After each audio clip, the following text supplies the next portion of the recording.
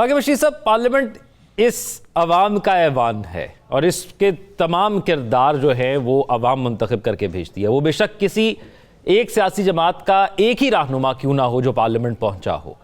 تو جب حکومت کو، ہم نے ماضی میں بھی یہی دیکھا، ہمارے سامنے یہ ایگزامپلز ہیں کہ حکومت کو خود ضرورت ہوتی ہے تو پارلیمنٹ کا احترام، اس کی ویلیو بہت بڑھ جاتی ہے. لیکن جب اپوزیشن کسی مدعے پر بات کرتی ہے تو اس کی ویلیو ختم کر دیتی ہے حکومت.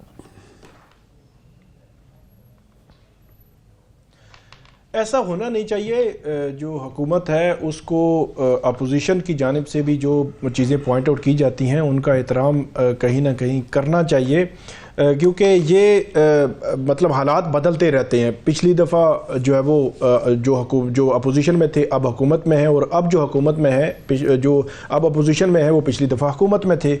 تو جو پارلیمنٹ کی جو توقیر کی بات ہو رہی ہے اور جو بے توقیری ہوتی ہے وہ کیوں ہوتی ہے اس پہ بات ہو رہی ہے. تو اس میں دو تین چیزیں جو ہے وہ ایڈ کر دوں. ایک تو جو ابھی ریسنٹلی بھی ہم نے دیکھا کہ وہ جو پارلیمنٹیرینز کو پارلیمنٹ ہاؤس کے اندر سے گرفتار کیا گیا تھا، تو اسپیکر ایاز صادق صاحب نے ایک کمیٹی بنائی تھی. اس کمیٹی کا کیا ہوا؟ کچھ نہیں ہوا نا. مطلب ٹھیک ہے، روٹین ہے، ہو گیا ہے، تو کیا ہوا؟ مطلب پارلیمنٹ کی بڑی بہرحال توقیر جو ہے وہ بڑھ گئی. اسی طرح ہم نے دیکھا 2014 میں بھی وہاں پارلیمنٹ کی جس طرح بے توقیری ہوئی، پی ٹی آئی کا دھرنا تھا، پیٹ کا، وہ اندر گھس گئے. اس کا کیا ہوا؟ کچھ بھی نہیں ہوا. ابھی عمر ایوب صاحب جو اڈیالہ جیل کے باہر تھے وہ اپوزیشن لیڈر ہیں. اپوزیشن لیڈر مطلب یہ ہے کہ وہ صرف ایم این اے نہیں ہے، وہ ایک پوری پولیٹیکل پارٹی ہے، اپوزیشن ہے، اپوزیشن کے لیڈر ہیں. تو ان کو گرفتار کر لیا کس کیس میں؟ ایویں بس ٹھیک ہے جی آپ کو ہم گرفتار کر رہے ہیں. مطلب یہ جو تضحیک ہے یہ پارلیمنٹیرینز کی تضحیک یا وہ پارلیمنٹ کی تضحیک ہے.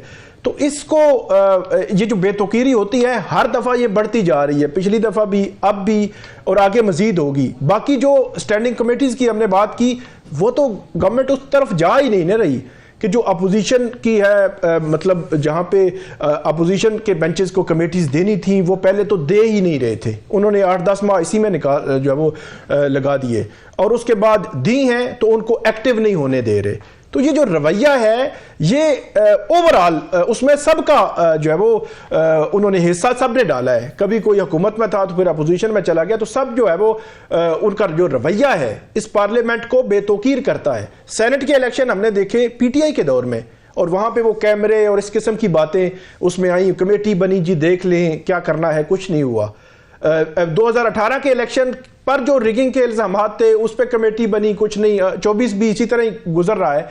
تو یہ اوورآل پوری ایک پارلیمنٹ کے ارد گرد ہی گھومتا ہے کہ پارلیمنٹ میں آنے والا ایک جو ممبر قومی اسمبلی ہے وہ کس حیثیت میں آیا اور آگے کام کیسے، ورکنگ کیسے چل رہی ہے، ساری چیزیں وہ اس سے جو ہے وہ جڑی ہوتی ہیں. جہاں تک بات ہے یہ مدرسہ رجسٹریشن کے حوالے سے جو ایشو آج کل بنا ہوا ہے، اس پہ میں تھوڑی سی مختلف بات کروں گا. جب 26ویں آئینی ترمیم یہ 14-15 سپٹمبر کو معاملہ ہوا، پھر 21 کو یہ منظوری ہوئی. اس تقریباً 1-1.5 ماہ میں ہمارے پروگرام میں بھی اور اوورآل ہر بندے نے یہ بات کی.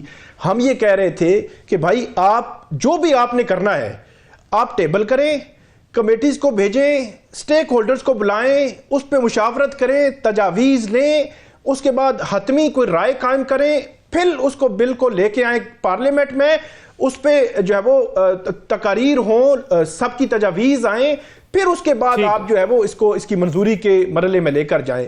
لیکن حکومت نے ہر چیز کو بلڈوز کیا. کوئی مطلب اس میں اب تیزی تھی کہ جتنی لیجسلیشن آپ نے کرنی ہے، کسی سٹیک ہولڈر آتا ہے نہیں آتا، انہوں نے کہا کہ بس کرتے جائیں. کمیٹی بیٹھی ہے، بس اپروول ہوئی.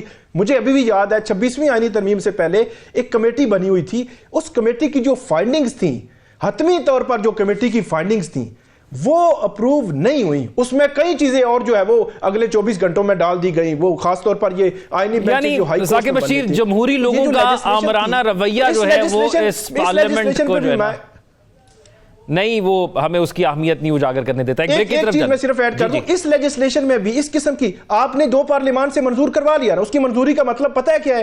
مطلب یہ ہے کہ سارے پارلیمنٹیرینز نے یہ اس کو منظور کر لیا، جی بالکل ٹھیک ہے، زبردست قسم کا بل ہے، اس میں کوئی مسئلہ نہیں ہے. اور سینٹ نے بھی کر لیا، صدر کے پاس ہی پہنچ گیا.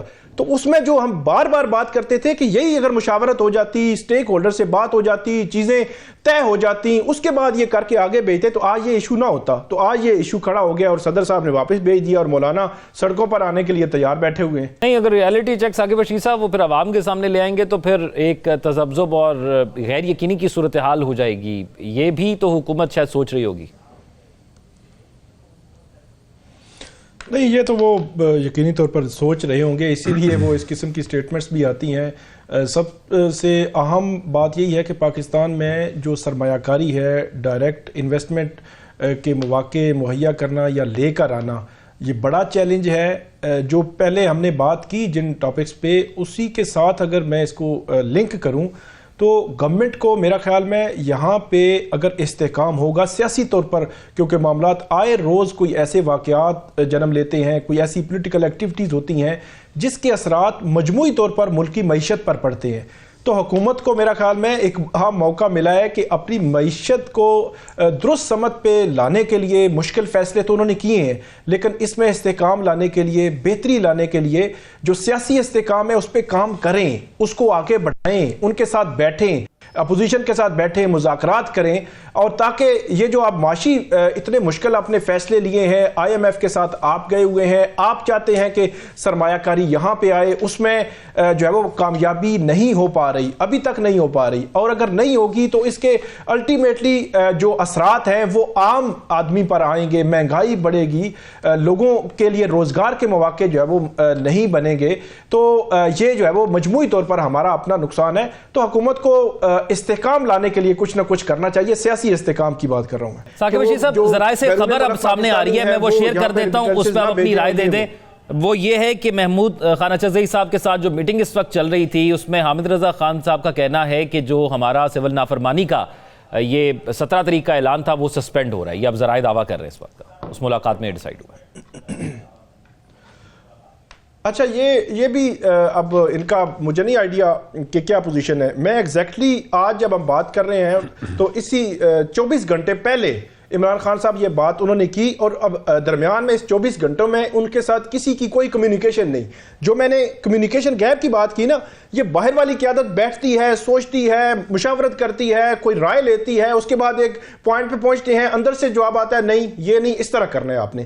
یہی بات ہے ابھی جو وہ بات کر رہے ہیں کہ ہم آگے لے کر جا رہے ہیں، اندر انہوں نے 24 گھنٹے ایگزیکٹلی یہ بات کی کہ نہیں ہم آگے نہیں لے کے جائیں گے، 15 تاریخ لاسٹ ڈیٹ ہے، اور بڑی کلیئر جو ہے وہ یہ میری انسٹرکشنز ہیں، اور درمیان میں کسی کی ملاقات بھی نہیں ہوئی. اب یہ اپنے طور پہ اعلان کریں گے، اندر سے کچھ اور آ جائے گا.